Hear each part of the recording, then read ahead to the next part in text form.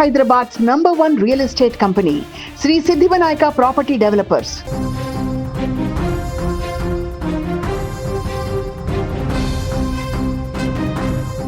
సొంత గడ్డపై అడుగు పెడితే ఆ క్రేజే వేరే లెవెల్లో ఉంటుంది. అధికారంలో ఉన్నా ప్రతిపక్షంలో ఉన్నా పులివెందుల అంటే జగన్ అంటే పులివెందుల అన్నట్లుగా జగన్ తన మార్క్ను క్రియేట్ చేసుకున్నారు అక్కడ. దీంతో జగన్మోహన్ రెడ్డి పులివెందుల పర్యటన ఇప్పుడు ఏపీ రాజకీయాలలో హాట్ టాపిక్గా మారింది. జగన్ రాకతో పులివెందుల నియోజకవర్గంలో ఒక రకమైన జగన్ సునామీ కనిపిస్తోంది.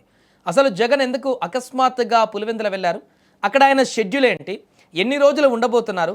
అక్కడ ఆయన పాల్గొన్న కీలక కార్యక్రమాల విశేషాలు ఏంటో ఒకసారి పూర్తిగా తెలుసుకునేటువంటి ప్రయత్నం చేద్దాం. పులివెందుల పర్యటనలో భాగంగా వైఎస్ జగన్ అత్యంత కీలకమైనటువంటి ఆధ్యాత్మిక కార్యక్రమాలలో పాల్గొన్నారు. వేముల మండలంలోని భూమయ్య గారిపల్లె గ్రామంలో నూతనంగా నిర్మించిన గట్టు శ్రీ లక్ష్మీ నరసింహస్వామి ఆలయం ప్రారంభోత్సవానికి ఆయన చేరుకున్నారు. జగన్ రాకతో ఆ ప్రాంతమంతా కూడా భక్తులు అదేవిధంగా అభిమానులతో కిక్కిరిసిపోయింది. ఆలయానికి చేరుకున్న జగన్కు అర్చకులు పూర్ణ కుంభంతో వేద మంత్రాల నడుమ ఘన స్వాగతం పలికారు. అనంతరం ఆలయంలో ప్రత్యేక పూజలు నిర్వహించిన జగన్ కలశ శంకుస్థాపన కార్యక్రమంతో పాటు స్వామివారికి అత్యంత ప్రతిష్టాత్మకంగా నిర్వహిస్తున్న సుదర్శన హోమంలోనూ పాల్గొని తీర్థ ప్రసాదాలు స్వీకరించారు. ఇక ఆలయ కార్యక్రమం ముగించుకున్న వెంటనే జగన్ క్రీడలు సంస్కృతికి పెద్దపీట వేస్తూ సమీపంలోని బండలాగుడు మైదానానికి చేరుకున్నారు. అక్కడ ఏర్పాటు చేసినటువంటి రాష్ట్ర స్థాయి బండలాగుడు పోటీలను ఆయన జెండా ఊపి లాంఛనంగా ప్రారంభించారు. రాయలసీమ సంస్కృతిలో భాగమైన ఈ పోటీలను చూడడానికి భారీగా జనం తరలివచ్చారు.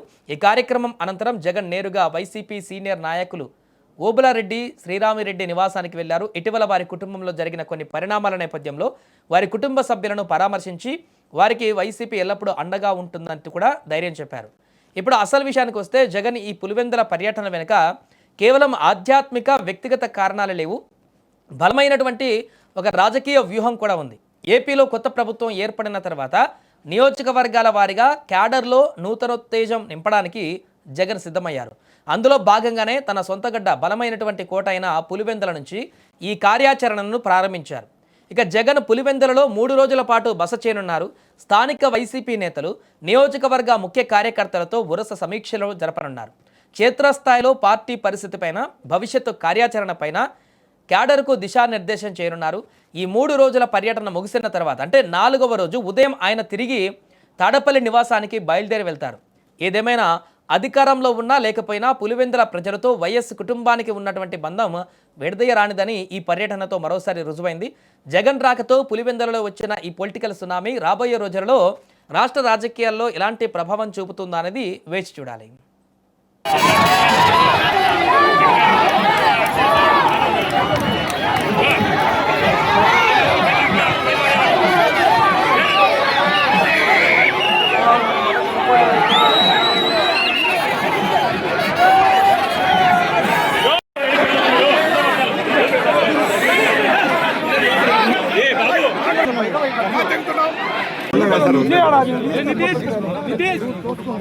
నితీష్